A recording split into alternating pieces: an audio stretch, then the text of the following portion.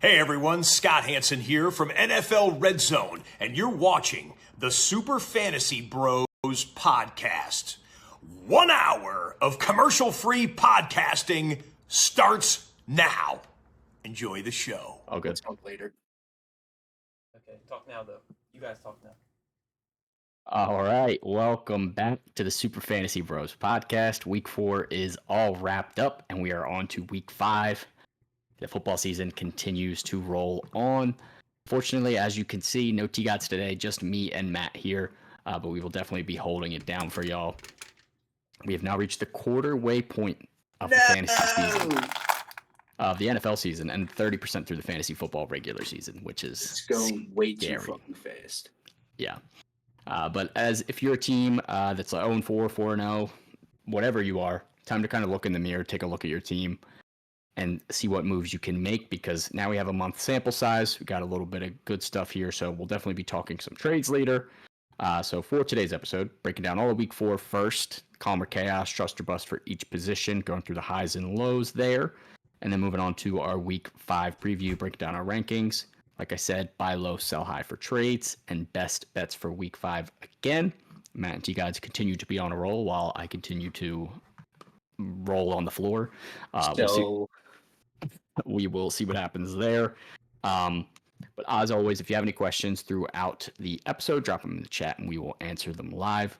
Let's get right into the week 4 recap, starting with quarterbacks. Calm or chaos, Anthony Richardson. So he did have 5 points pretty quickly. He did get injured. It was about 20% of the snaps he played. So I think it was like the late first quarter, early second quarter when he got banged up. But at this point, even with, we knew the injury risk was possible. Also with the struggles, are you just benching until you see him succeed at this point? What's your plan there? Yep. Riding Pine, especially because, I mean, the offense hasn't looked great with him at quarterback. He hasn't looked great himself. And they have Joe Flacco. And if Joe Flacco can kind of be like what we saw last night with, what's his face? Mason Rudolph with the Titans, have that veteran back there, just win you a couple games, and then if need be, bring back Richardson. But I don't know. I feel like the Colts wouldn't really have like a fire under their ass to get Richardson back out there like ASAP. Yeah, I mean, it seems like he's gonna be healthy. Like he shouldn't miss this week, and like if there's any game for him to kind of get right, it's probably against the Jags, who have also really struggled. But I wouldn't be shocked if they roll Flacco out there for another week. Just give Richardson time, and if Flacco looks good, like maybe just let him sit on the bench for a couple weeks. Yep. I guess we'll see there. But Anthony Richardson owners definitely already should have been looking for another option, but at this point, I think it's fully locked in, especially with the injury. Definitely avoid if you can.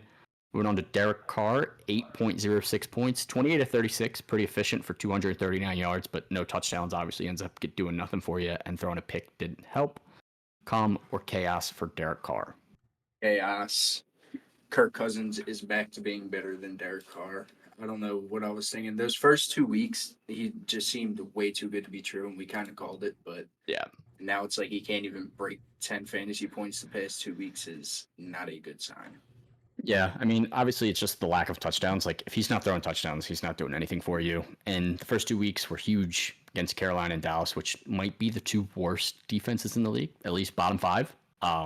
So Eagles defense is not very good. We saw them struggle. Falcons defense has been pretty decent. Didn't really struggle too much, but didn't end up throwing any touchdowns. So yeah, it's definitely chaos for Derek Carr. Definitely droppable if you don't want to hold him. Still worth rolling out there as a bye week fill-in. Like this week, I wouldn't be that mad at you starting him against the Chiefs. Like, you know, he's going to have to throw 30 plus times this game. That's probably your only upside though. But yeah, it's not pretty for Derek Carr. It's chaos. Yeah, I'd rather just not even hope for the shootout. Yeah, because Chiefs have also played in low games. Speaking of the Chiefs, moving on to the last calm or chaos quarterback, Patrick Mahomes. 19 of 29 for 245 yards, 1 touchdown, 1 interception. Also added 12 yards on the ground on 5 carries. He hasn't been bad. Like, he didn't deserve to be here, but like as a whole through the first month, Patrick Mahomes is QB seeing him as 15, only averaging 17 points, 6 touchdowns and 5 picks. Is this chaos for Mahomes through a month? It's chaos because it's only getting worse for him. First, he lost Pacheco, and now he hurt Rashi Rice. He's just losing playmakers left and right, and unless they bring somebody in, it's not looking good for Mahomes as a quarterback. I'm sure the Chiefs, as like a football team, are still going to be good. They're going to win games, but Mahomes isn't going to be getting those 25, 30 fantasy point games like we were used to seeing in the past years. He wasn't even doing it really to begin the season, so just the more offensive firepower he loses is just not playing in his favor at all. Yeah, and it doesn't really help that their defense has actually been really good. I think they've only let up more than 20 points once, and that's including playing. That was against the Bengals 25, only 20 for the Ravens, 17 for the Falcons, and then 10 for the Chargers this past week. So, like, defense has been pretty solid. Schedule's not too tough where they're going to be in shootouts. So, like, Mahomes just really has to honestly be a game manager for a team that has the defense now. Until they get to the playoffs, we're hoping might have to start doing a little bit more. But yeah, it's definitely a little chaotic for Mahomes. Obviously, he's Mahomes, and he could prove us wrong and drop 4 touchdown passes to Kelsey this week or something. But yeah, it's not looking pretty right now. So it's definitely leaning towards chaos. Definitely not being the quarterback at his ADP you drafted him at. Yeah, no, it is definitely well below those expectations, and I wouldn't be shocked if you started some other guys. We'll talk a little bit about that more later. Moving on to trust or bust, Justin Fields, 33.98 points, 22 of 34 passing, 312 yards and a touchdown. Also added 10 carries for 55 yards and 2 more rushing touchdowns. He did lose 1 fumbled twice, obviously running all over the field like that. Not the best way to keep the ball secure, but are we trusting Justin Fields? I am not. And it absolutely baffles me that he is currently QB6. And the first 2 weeks he had 11, 13. And then week 3, he didn't even have like a great game. He had 20. And somehow he is sitting in the top 6 of quarterbacks. It's insane. But I can't get behind this Steelers offense. I mean, they could be rolling all year long. It's just, I don't find it in myself to ever fully trust them, especially with Justin Fields. It's tough. So I'm going to bust out of that one. Yeah, I mean, Justin Fields, the nature of Justin Fields is going to be up and down. He's pretty much a slow starter his whole career anyways, and then kind of heats up midway through the season. So we saw that last year, 3 straight bad games and then 35 and 40-point weeks back to back before eventually getting hurt and then coming back later that season. And obviously, on the Steelers, a little bit of a different offense, but they're letting him throw, and he's not been bad. 240 yards in week 3, 300 passing yards in week 4. It might be a career high. No, it's not. He's had 300 over like 30 1 or 2 attempts times in both games. That's Yeah. You do like to see that. Yeah. So like if the Steelers are in close games, which I think they will be, and like their defense is obviously going to keep him in close games, he's going to have to continue to throw. It's not every week they're going to be shutting out Kirk Cousins or beating up on the bad Broncos in week 2. Like maybe against Las Vegas, I might fade Fields, but this week against Dallas, I think he's going to have to use his arm on prime time. So I'm trusting Fields in a matchup based approach probably. But with the way fantasy quarterbacks are this year, like I wouldn't be mad at you for starting Justin Fields over Mahomes. Like you're not kidding. It's not the greatest, and Justin Fields quietly QB6, like he's putting up consistent numbers. So definitely should be owned in 100% of leagues, no doubt about it. And a viable starter week in and week out. Yeah, you swayed me. The nature of fantasy football this year so far, at least, is unheard of. Yeah, I feel like everybody's bad. Yeah, it has been quite weird, like across the board. Like there's some things that make sense, like Lamar and Josh Allen both still being top 5 quarterbacks, but the other 3 being Baker, Sam Darnold, and Jaden Daniels, and then right after them, Fields and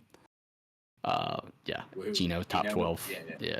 So, yeah, speaking of Geno, moving on, Geno Smith, 23.6 points, 38 of 56 passing for 395 yards, 1 touchdown, 1 pick. Also added 38 yards on the ground with his legs. Are we trusting Geno?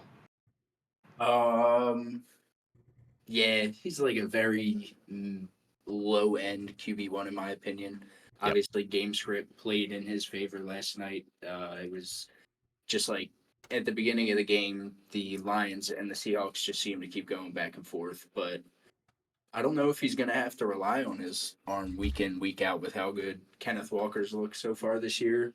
Yeah. When he's on the field, that dude is just a fucking beast. Yep. So He's a problem. I mean, I think that offense is more so going to run through him unless they do get in shootouts like yesterday. And then obviously he has weapons in DK Metcalf, Tyler Lockett, and JSN to where he can stretch the field.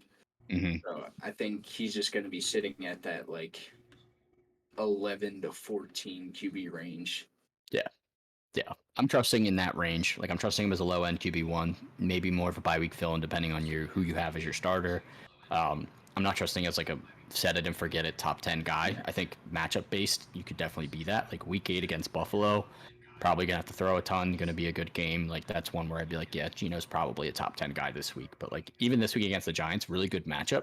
Are the Giants going to keep up? Like if the Seahawks go up 14-0 early, it's going to be the Kenneth Walker, Charbonnet, run the clock out for the rest of the game type of thing where, like, he's not going to have to throw that much. So he might throw the first 2 touchdown passes, like, definitely worth starting. Like, we'll talk about our ranks later. But, yeah, I mean, Gino, you're trusting for what he is, but he's not, like, crazy upside. And it's tough with, like, the Chiefs situation because the Seahawks, up until last night, their defense looked super solid. Mm-hmm. And, I mean, they just had to catch the wrath of the Lions, who I feel like could put up points on any defense any given week. But Yeah, exactly. I feel like that defense is going to keep them in a lot of close games. Not a lot of teams are going to be scoring a ton of points against them. So he may not have to throw as much. But trust is a low-end QB1, high-end QB2. Yep. All right, moving on to running back, Calmer Chaos, Devin Singletary, 4.8 points, 14 carries for 24 yards, 1 catch, 1 target, 14 yards in that Thursday night football game. Matt, you warned us here about Singy trusting him. I tried to Singy back down to earth, but I mean, moving forward, I think he's going to be decent. I don't think he's like just going to ride your bench all year. He's definitely a viable start depending on, I would say he's matchup dependent. The Giants, obviously, their defense isn't great. Teams are going to be able to put up points. Sometimes game script isn't going to play into his favor. But when he's involved in the game script, he gets super involved. We saw that the first 3 weeks. He was involved in the passing game. 2 of those games, he had over 15 rushing attempts. So, I mean, I think he's still going to be involved in this offense, given they don't have many playmakers. So, I think low-end flex. Yeah. Low-end RB2/flex, I'd say. Yeah, low-end RB2. You don't feel great about him as your RB2, but you feel really good about him as your RB3. Like, you're trusting him for what he is, and that's kind of what you expected when you drafted him. So, probably drafted him more even closer to your RB4. So, honestly, kind of good for where you got him. But I wouldn't keep him as, like, a reliable, like, running back week in, week out. But he's going to get the volume for now. He's clearly the guy. He's got 14 carries the last 3 games. Also has 10 catches on the season, which is pretty solid. So on pace for like a 40 catch season, probably going to push towards 800 to 1,000 yards. So yeah, keep rolling Singletary out there. Will be a decent running back. I don't think he's going to do anything crazy though. So calm for Singy, not chaos, but just mediocre. Yeah, just lower your expectations. Devon Achane, 5.9 points, 10 carries for 15 yards. Caught all 3 of his targets for 14 yards. Calmer Chaos here. This entire Dolphins offense is going up in flames. It is chaos across the board. He had 10 rushes for 15 yards. I feel like a big part of that is that Titans front 7 is pretty decent. Like, there's no lackluster there. Mm-hmm. But this whole offense without Tua under center, they just cannot figure it out. Yeah, no, not at all. It's been pretty ugly. As an Achane stan, I still like the volume. I still like that he's getting 10 to 15 touches a game, and obviously the passing work has dropped from the first 2 weeks where he had 14 catches, only 6 over the last 2 combined. You're hoping that he gets more involved in this Patriots game. It should be close again, but yeah, I think you're rolling him out there still just due to the volume, and like you probably don't have a better option on your bench with all the injuries across the board. And his upside is huge. Yeah, so it's chaos in terms of what you wanted out of Achane, but it's calm. Like, you still have to start him. He's still going to be someone that you're going to have to roll out there for now. Just temper your expectations. A lot more than you want to. Yeah. Yeah, Dolphins are rough right now. All right, moving on to trust or bust for running backs. DeAndre Swift, 29.5 points, 16 carries, 93 yards, and a touchdown. Caught all 7 of his targets for 72 yards. Is Swifty back? I'm not buying it, brother. I am not sold yet. First 3 weeks, he was absolute poopy, and he plays the Rams, and he seems to be fucking Matt Forte in his prime. I'm not buying it. Not I'm just buying yet, it. at least. Oh, Of I'm not course buying you it. are. I'm not fully buying it. I'm just buying it just took a week of him getting bullied on Twitter across the board for him to be like, you know what? I'm gonna put up numbers. Shut these guys up. Couple big plays obviously carried his day, so yeah. I mean, it's not full trust by any means, but I'm fully like, if I have Swift, I'm rolling him out there again this week at home against Carolina. Probably gonna roll him out there against Jacksonville in week 6. And then after the bye, it's Washington, Arizona, New England, Green Bay. The Bears don't have a tough schedule. So if Swift's able to even like do half of what he did, and he's still getting 60% of the snaps every game, they clearly are giving him that role. So you're trusting for the volume, you're trusting for the work right now. But if it ends up looking like it did the first couple weeks, you might have to revert back. Not fully trust, but feeling better than you were. You definitely like to see it. The potential's there. You know he can do it. Yeah, I mean, you saw the ceiling this week. Hopefully he can try to get there again against Carolina. Chase Brown, 23.2 points, 15 carries for 80 yards, 2 touchdowns, and also caught 2 of 3 targets for 12 yards. Are we trusting Chase Brown in this backfield where he's still not getting all the work, only 40% of the snaps compared to Zach Moss's 60? I am not, but I'm definitely feeling better about it. As a guy who went into a lot of drafts, I got Chase Brown in a few of my leagues, and I actually ended up dropping him probably by week 2. Because he wasn't getting that type of work that we expected. We expected him to just kind of run away in a sense with that starting job, but obviously they're still using Zach Moss. Zach Moss had a great day as well. But I just can't bring myself to do it. I feel like this is just going to be more so running back by committee, going with the hot hand. There's never going to be a surefire RB1 starter week in, week out for this Bengals team. Yeah, I mean, I'm still leaning bust here as well. As a Chase Brown fan myself, I really expected him to be the pass catching back out of this backfield, and he's just not. He's got 7 catches through 4 games, but Zach Moss has 12 catches through 4 games. So they're using Zach Moss in just as many passing situations, if not more. He's running more routes. So Chase Brown's in there on 3rd downs, but they're not always looking his way. They also end up getting in some 3rd and longs where they're looking for, obviously, T and Jamar and Gesicki and whoever else. So yeah, Chase Brown, leaning bust, definitely still hold, definitely still a great bench running back to have, maybe like a bye week fill-in when you're desperate, but yeah, not the best.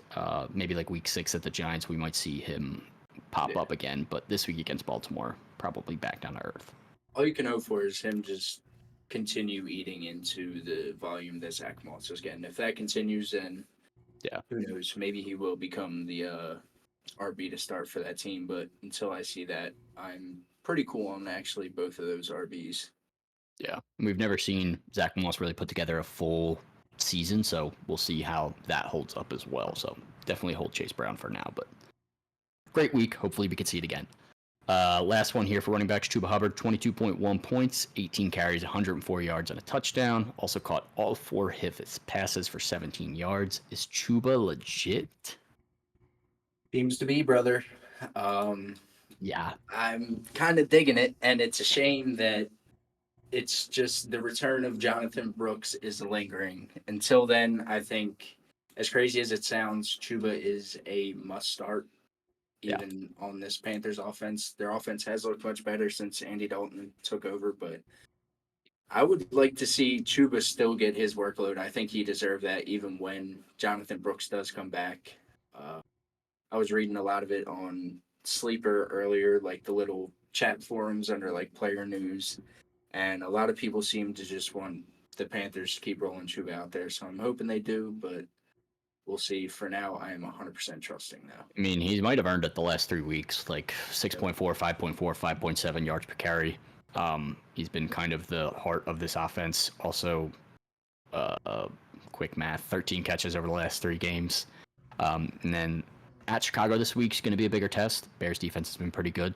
But you're definitely trusting with the volume he's getting out of most running backs. He's outperforming them. Doesn't seem like Brooks' practice window is even going to open yet. So maybe he's closer to midseason than like right off the IR list. So we'll see.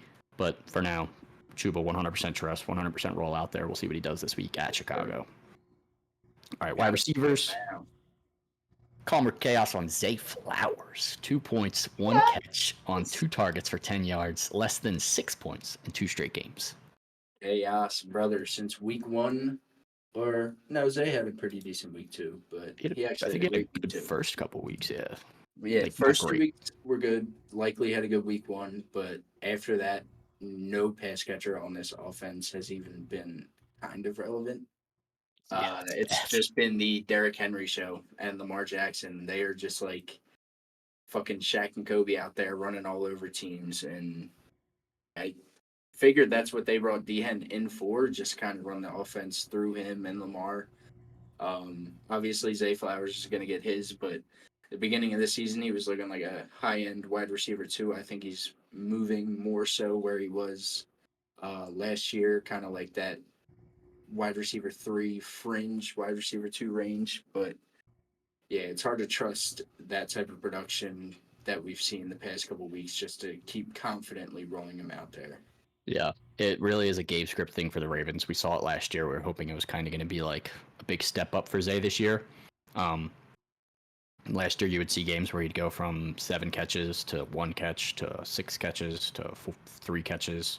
It was definitely a roller coaster for a bit there, and with Derrick Henry, it's double down on that. It's run first team for sure. If they're going to be up in any game, Zay Flowers and all the pass catchers, absolute chaos mode. Like, going to be scary. So at Cincy, could be a close one. I think the Ravens are slightly favored, but they were slightly favored against the Bills and blew them out. So the Ravens looked scary in first 2 weeks. Now they look back to like elite form. So we'll see how this game goes against Cincy, but definitely leaning towards chaos for Zay.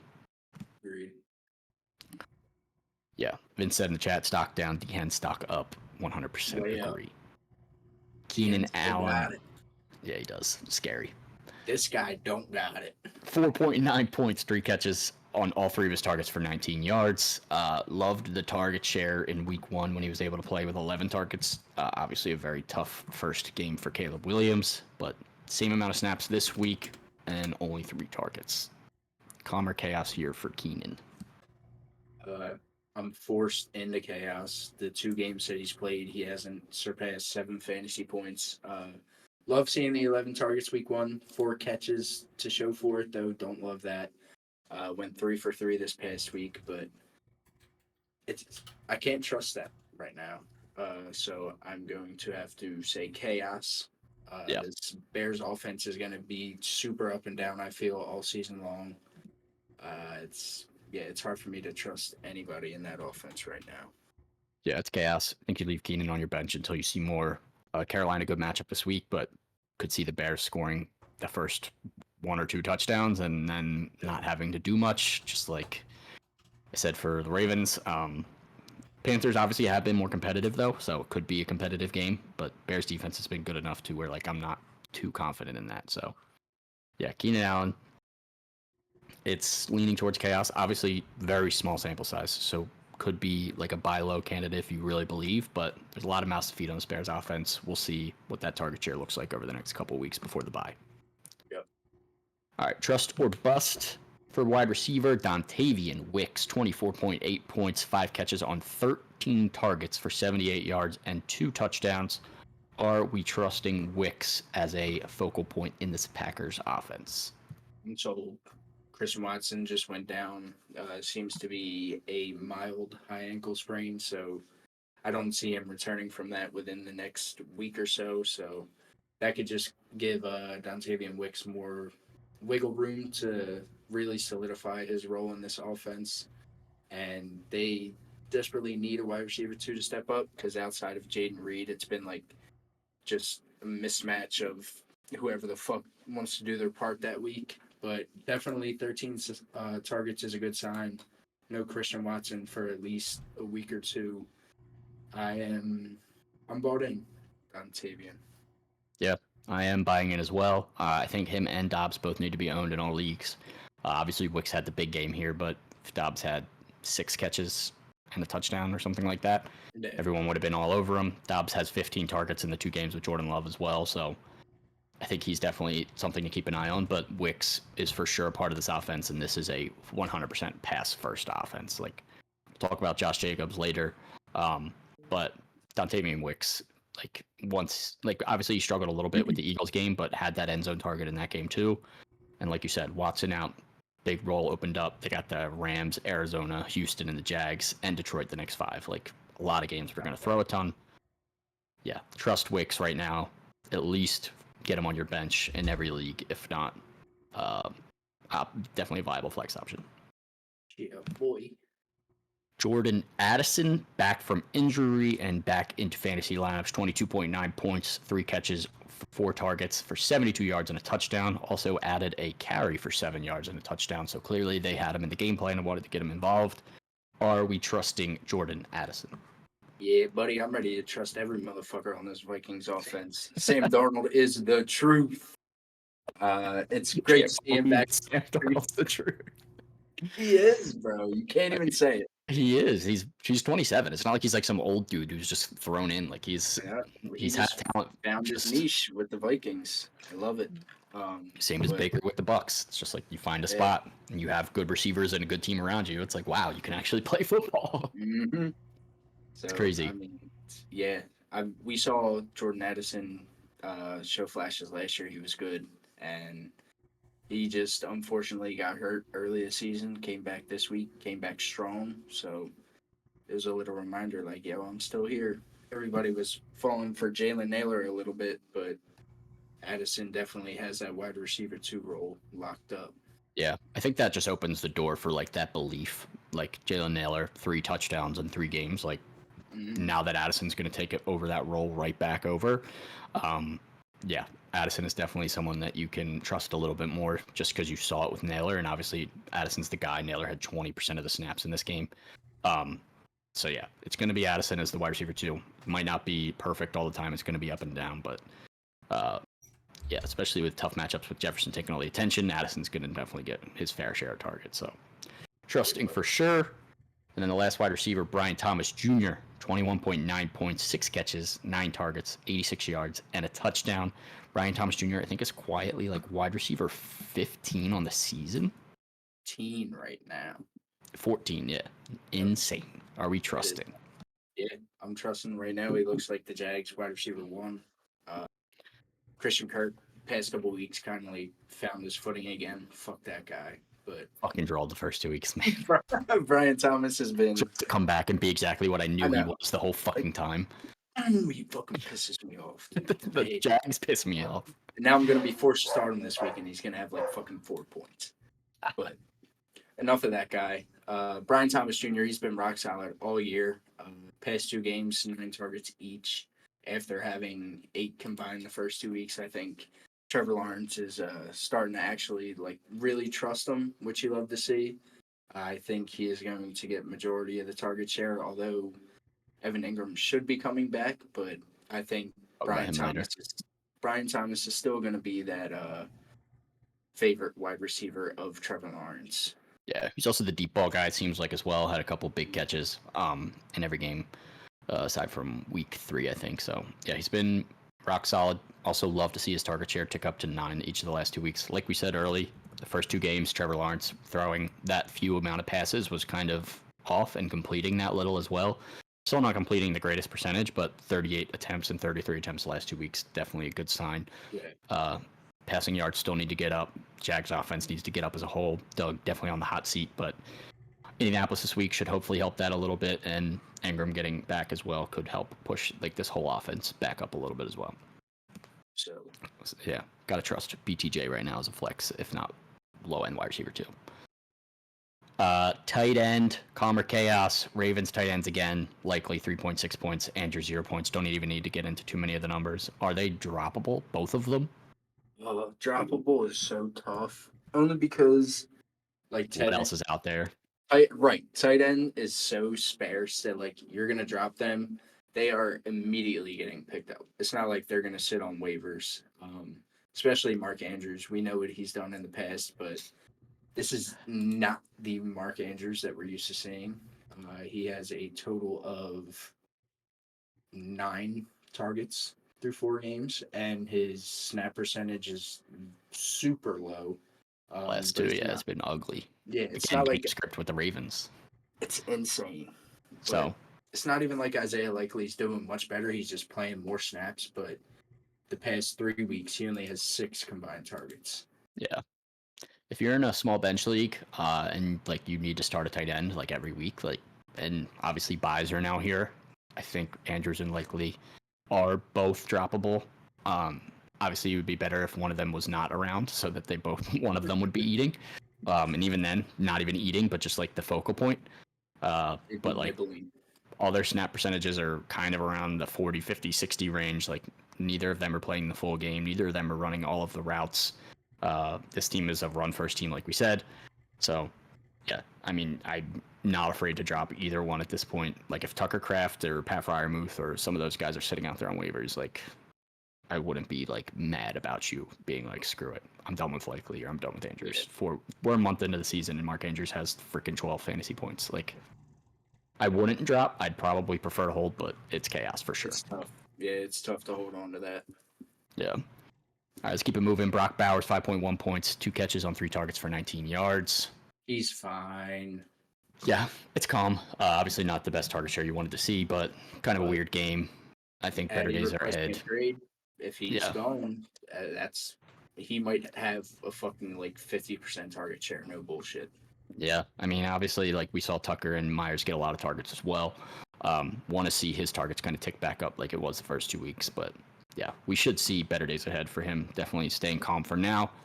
Moving on to Trust or Bust, Tucker Kraft, like I just mentioned, 17.3 points, 6 catches on 9 targets for 53 yards and a touchdown. Also did lose a fumble. Are we trusting Kraft? The way tight ends are looking, I'll trust anybody that can score more than 10 points. Yep, exactly. And it's nice that he has Jordan Love back. Hate to see players go down, but there was a lot of mouths to feed in Green Bay. Christian Watson sitting out a couple weeks definitely helps his case with a little bit more target share to get that volume up. But yeah, I mean, he looked good. Yeah, roll him out there for sure. 96% of the snaps in week 1, 86% of the snaps this week. Kind of seems to be a safety blanket for Jordan Love. So definitely going to be down weeks. Definitely going to be 2 catches for 18 yards. But after this week, 100% worth owning for sure. And Pat Fryermuth, 16.7 points, 5 catches on 7 targets for 57 yards and a touchdown. Finally finds the end zone and should probably still be like the consistent second option here. Are we fully trusting at this point? Yeah, he is going to be my week in, week out tight end for fantasy. The target share hasn't been the greatest, but with Justin Fields past 2 weeks upping his attempts, I think the Steelers kind of want to move the ball downfield a lot more. And Pat Fryermuth is going to have to be a big part of that because outside of George Pickens, I don't really see anybody contending with him for those targets. Maybe the running backs out of the backfield, but even that, not too worried about. And yeah, I mean, I don't want to get too deep into it. You know how the scene of tight ends is right now. Yeah. And any tight end that's getting at least like 5-6 targets a game, you love to see it. Yeah, he's tight end 5 on the season, and one of the safer floors among tight ends. Only less than 7 once, and like for a tight end, 7 is like definitely like at this point it's huge. We've seen Kelsey, we've seen Andrews with donuts, we've seen Laporta with 3 or 2. So yeah, even like that little bit of a floor definitely makes you feel better about Fryermuth week in, week out. Yeah. And as always, self-explanatory. We are trusting Kelsey. He was on Conver Chaos last week, but Rashi now out. Yeah, he's back. Kelsey's back, unfortunately.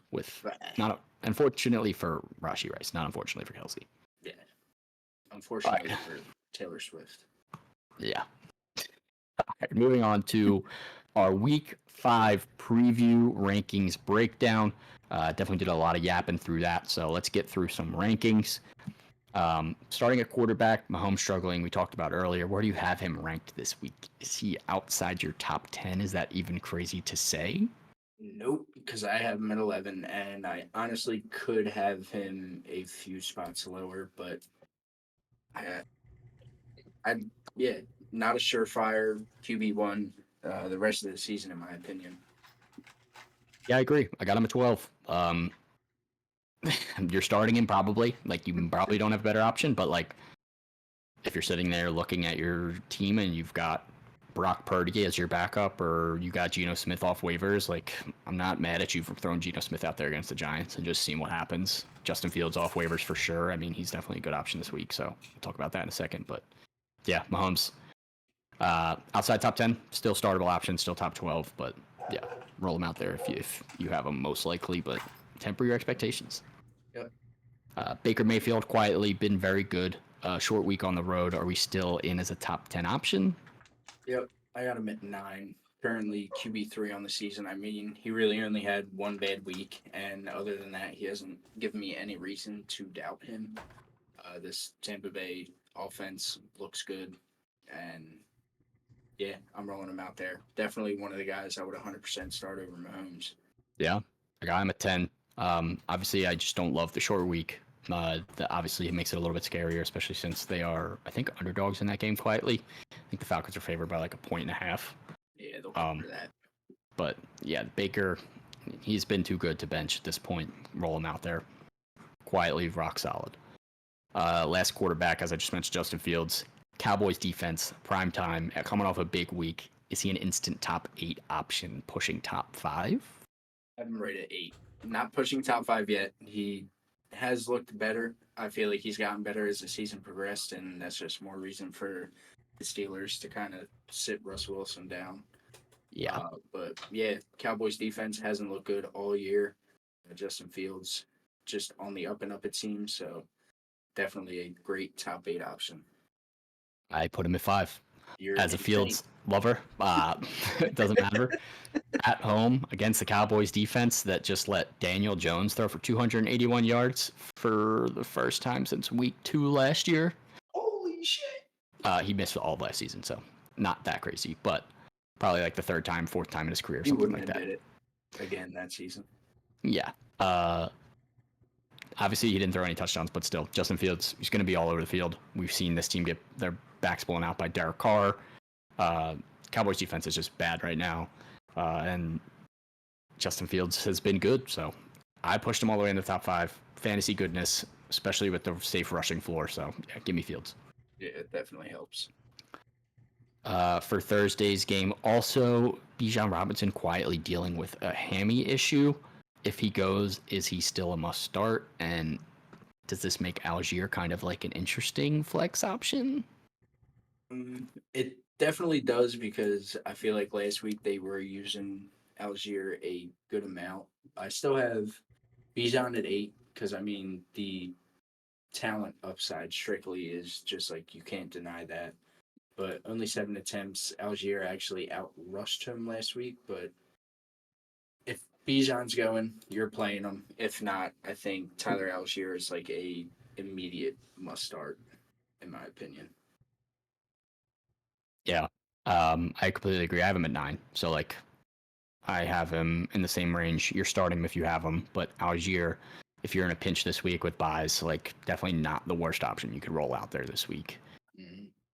So yeah, definitely an option to be had, especially if Bijan ends up tweaking that hamstring. It's just going to be the Algier toe. So something to monitor throughout the week. Moving on, as we talked about earlier, Zach Moss, Chase Brown. We're talking about that backfield. Both had huge games. Both get the Ravens defense, who just shut down the Bills. How did we rank both of them this week? Still have Zach Moss ahead. I'm at 24. Chase Brown not too far behind at 29. Just trust the consistent volume that we're seeing Zach Moss get, but that could slowly be getting eaten into by Chase Brown. But until I see that actually take effect, not just 1 week, I think Zach Moss is still the best bet out of that backfield. Yeah, I agree as well. I have him at 23, Chase Brown at 28. He's going to get the volume, but temper expectations for both this week. Both have been pretty decent. Ravens defense has been scary, so yeah, a little bit scared. Are we overrating Josh Jacobs in our weekly ranks? I have him at 14 this week, but he has not scored more than 13 points. He only has 7 catches through 4 games, and he has no touchdowns. Packers continue to throw in the red zone. Where do you have Josh Jacobs? I don't know why I have him at 9. It's Like, I had him at like 12, and I like just like moving him down more. I'm like, what am I doing? Like, he's not doing anything. he's really not. He had 4 catches this week that barely gave him that like 10-point threshold, and was already more than double his season total through the first 3 weeks. Obviously, it's the second game of Jordan Love, so 6 catches of Jordan Love is a little bit better, but no touchdowns. Obviously, he's due, but until I see him like used more in the red zone, it is the Rams, but That's the only reason I kept him so high, but just looking strictly at his production through the first 4 weeks, I could easily have him ranked like 20th. right. And like if I'm sitting in my team, like Zach Moss is RB 18 through right this point. Josh Jacobs is 28. I'm probably still starting Josh Jacobs, but like, are we just like overrating his name? Like, I don't know. Maybe not, but Just wishful thinking. yeah, I think you're still 100% starting Josh Jacobs, but I just feel like I want to see him get in the end zone or have that big breakout game. Like he did have that game where he had 100 and whatever rushing yards, which was nuts, 150 rushing yards in week 2, but ended up with 13 points in that game. Like it's like nothing. So we'll see what Josh Jacobs can continue to do. Hopefully he can find the end zone soon. Let's move on to wide receivers. Amari Cooper, 1 big game, 3 quiet ones. Had a huge one called back last week. This week gets the Commanders' beatable secondary. Are we trusting Coop to be a top 15 option or still nervous here? Definitely a little nervous, but let me see where I have him because I have him at 11 only because we've seen teams take advantage of the Commander secondary throughout this year, and Coop he has like all the talent in the world. He just needs somebody to get him the damn ball. Yeah. His target share is still really good too. I Mhm. ticked him down a little bit to 17 just because I'm nervous for that stinker that keeps coming. Watson obviously has not been the most accurate quarterback, but at Washington, he should be able to have a really solid day. Definitely a rock solid wide receiver 2 option. Hoping that he can kind of get off the schneid the next couple of weeks, Washington, Philly, since he's also been pretty beatable on defense. So we'll see what Coop can do, but this week hopefully is kind of another coming out party for him. Garrett Wilson, expected stinker against PS2 last week, now gets the Vikings in London. Is this his coming out party? Are you confidently starting him? Not confidently starting him, but starting him in hopes that it is his coming out party. We've seen as good as the Vikings defense has been, it seems like wide receiver 1s seem to have their way with them more than any other position. Yeah. So hopefully this is a get right game for Garrett, but if I am starting, I'm still tempering my expectations, just hoping that he can have that like 8 catch, 98-yard performance with a touchdown. Yeah, I definitely like him this week. The Vikings have been the worst against wide receivers, despite not giving up a lot of points. Kind of bend, don't break when they get into the red zone. Mm-hmm. And obviously, we just saw Jordan Love aired out to pretty much every wide receiver on that team. So I got Garrett at 14. Still a little bit nervous just because he's been inconsistent, and their blitzes could definitely get to Rodgers a little bit in the pocket there. But yeah, Garrett Wilson, still rolling him out there. Still got to confidently put him in your lineup until otherwise. Target share is too good. George Pickens. We got a question. Missed it. What do we got? Open that back up. Oh, I see 2. Unwary Might said, oh shit. Yeah, that's right. G. Bushman 86, start 2. Odunze, Pittman, Waddle, JSN. I would definitely bench Odunze. Wouldn't even think Definitely twice. Benching Waddle. Yeah, Waddle as well. I think you I'm gotta rolling go out. Pittman, JSN. Yeah, you feel a lot better about Pittman if it's Flacco, obviously. But even against the Jags, we saw Pittman get involved early with A-Rich in that game too. So He had a couple big catches. yeah, definitely Pittman, definitely JSN. I think those are your 2 top options. I got JSN 25 this week, Pittman 29. Waddle I have all the way down at 37, and Odunze at 39. So I'd roll with those 2. Next one, just making sure drop Carson Steele for Roschon Johnson. Yes. That is Kareem Hunt's backfield. Not only is it Kareem Hunt's backfield, Clyde Edwards-Helaire is also coming off the PUP, so it could be like complete irrelevancy for Carson Steele. He seems like the RB4 in that backfield. I don't think they're going to move on from Pirine, who they just got. He fumbled, then- and I don't think he touched the field after that. Exactly. Andy Reid puts you in the doghouse when you fumble, especially as a young player. You went right into the doghouse. I wouldn't be shocked if Reid goes back to him and gives him a couple goal line carries or whatever, but Roshan Johnson definitely more upside, especially if Swift goes back to stinking. As I was just touching on, George Pickens, best game of the season, gets the Cowboys secondary. If we like Fields this week, which we do, is Pickens pushing top 20 at wide receiver. Yeah, I have him at 22. Honestly, I threw him to 19. I'm moving him up to 20 because the two I had over him are Zay Flowers and Terry McLaurin. So, Yep, I pushed Pickens above them as well. Love the matchup. Like we talked about, Cowboys defense has been very beatable, especially through the air. Pickens is clearly going to be the number one go-to guy here for Justin Fields, and I think Pickens has still not found the end zone yet.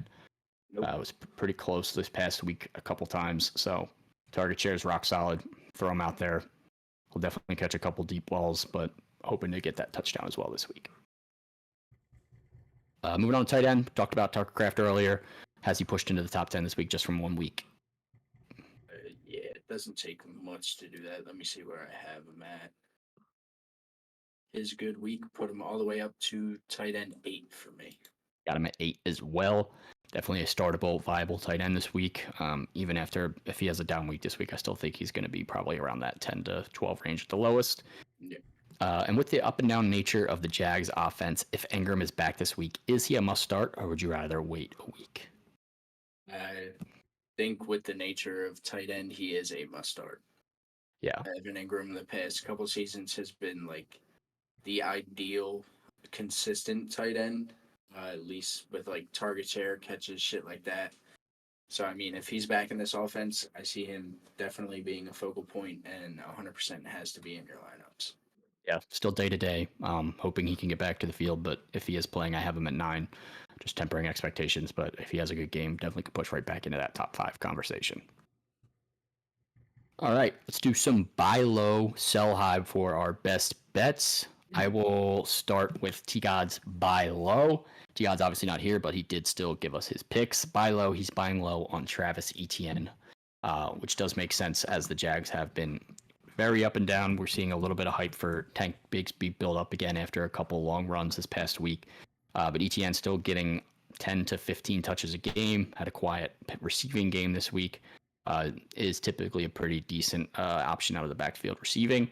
So through 4 weeks, 15 targets for a running back is pretty solid. He's on pace for, quick math, like 70 targets, 65 targets, something along those lines. And for a running back, that's rock solid, still getting that 10 to 12 carries, still playing 70, 60% of the snaps. I know this week was down to 52, but weird game script in this one as well. Yeah. Kept Bigsby on the field a little bit more. We'll see how that continues to shake out, but definitely a good buy low option, especially if ETN owners are panicking. Matt, who do you have for your buy low? My buy low is going to be Tank Dell. I feel like the past couple of weeks we've been talking about a coming out party for him. Unfortunately, missed last week with a, I think it was a chest issue or something like that. It might be a rib or something, yeah. A rib, yeah, something like that. But expected to be back against Buffalo. This could very well be Guess it was a chest.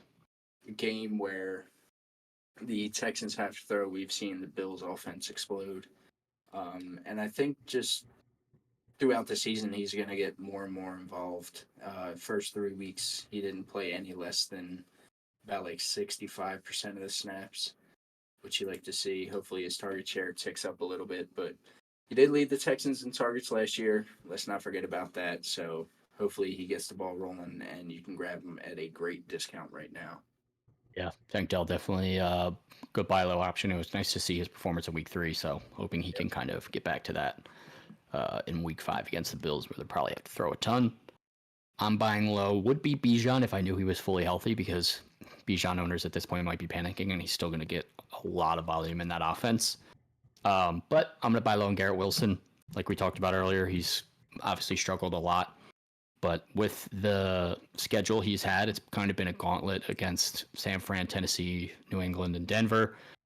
Still getting a very healthy target share of 34 targets through 4 games. almost average of like 9 targets a game, essentially. Going to keep being a major focal point for this offense. Gets the Vikings this week, who, like we talked about earlier, could be a spot for him to really bounce back. Vikings giving up the most yards to wide receivers in the league on a per game basis, 221 yards a game just to wide receivers alone. So could be the big week you've been looking for Garrett Wilson. And then the schedule also lightens up a lot moving forward. Buffalo in week 6. Pittsburgh, you don't really love, but we just saw even Joe Flacco airing it out a little bit against them. New England, again, obviously he struggled a little bit there, but after that it's Houston, Arizona, Indianapolis, Seattle, Miami, Jacksonville, the Rams, Buffalo, and the Chip. Like, the schedule is pretty good for Garrett Wilson. I still believe in the talent. Target share's there. The big games are coming. So, yeah, definitely good buy low this week on Garrett. Good boy. Moving back to sell high now. I'll do to you guys real quick. He's selling high on Baker Mayfield, so maybe just not buying into the Bucs offense as a whole. We did see a stinker against Denver in week 3, but another huge performance against Philly. Schedule does tighten up a little bit on the road at Atlanta and New Orleans. The divisional games can be a little bit tough. Then Baltimore, Atlanta again, at the Chiefs, who, like we talked about earlier, have also held teams down a little bit, and San Fran. So maybe not the friendliest schedule. Probably still going to have to throw in those games, but we shall see there. Definitely could get some good value for Baker right now for a QB needy team with that production. It's a little surprising, though. It seemed like T. Gods was on the Baker bandwagon first couple weeks there. Maybe he still is, but... Yeah. Probably believes that he's a good QB, but maybe just not QB3. Maybe you could flip him into someone that's a struggling QB. I highly doubt you could flip Baker for Mahomes, but if you're someone that could try to do something along those lines, maybe that's what you're trying to do. Want to do? Maybe not. It's a little chaotic for Mahomes, but like if you're someone that's a believer in a buy low, sell high type of mindset, Mahomes will probably be better in the long run, and Baker may probably be a little bit worse in the long run. So we'll see there. Who's your sell high, Matt? My sell high is going to be Justin Fields. We talked about him a bunch this episode, but the fact that Russell Wilson is just sitting behind him waiting for his opportunity, I think even if Justin Fields has like a bad week or 2 in a row, they could easily flip that QB room and put it in Russ's hands. And that's just a scary thought, because if you start relying on Justin Fields and then he has a couple stinkers and he may not see the field the rest of the year, who knows? But he has looked good. I don't expect him to keep this kinds of consistency up. Haven't really seen that in the past. I know one year he finished like QB 3 or 5 or something like that. Had a great year, but Justin Fields is usually known for the up and down type season. So if it gets a little too shaky, I could see the Steelers just completely shying away from him. Yeah, definitely not locked in with job security there. Russell Wilson breathing down his neck, essentially. So a little bit scary there. Definitely understand that viewpoint. I'm going to sell high on Dallas Goedert, tight end 1 right now. 232 yards receiving over the last 2 weeks, 17 catches. I think probably his best 2-week stretch in his career by far. Eagles on a bye this week, so unfortunately you can't really sell him for like someone that needs a tight end this week. You might even be able to hold him and try to sell him week 6 heading into that week just based on his performances for someone that maybe is dealing with Kyle Pitts or something along those lines. Or like just someone that's looking for a little bit more upside there. If you have another tight end, preferably. Hopefully Goddard wasn't your like only tight end, then maybe you're not selling. But if you have the option to sell Dallas Goedert, he is definitely going to slow down. A.J. Brown and Smith probably will both be back week 6. And Goddard goes right back to being the 4th option on this offense. We saw what he did in the first 2 weeks with both of those guys on the field, and even without AJ in week 2, still a quiet game there. So Goddard's not going to be the consistent, reliable tight end option that he is the last 2 weeks. So if you could sell him high, I would not be against it. Yep. All right, that is it for buy low, sell high.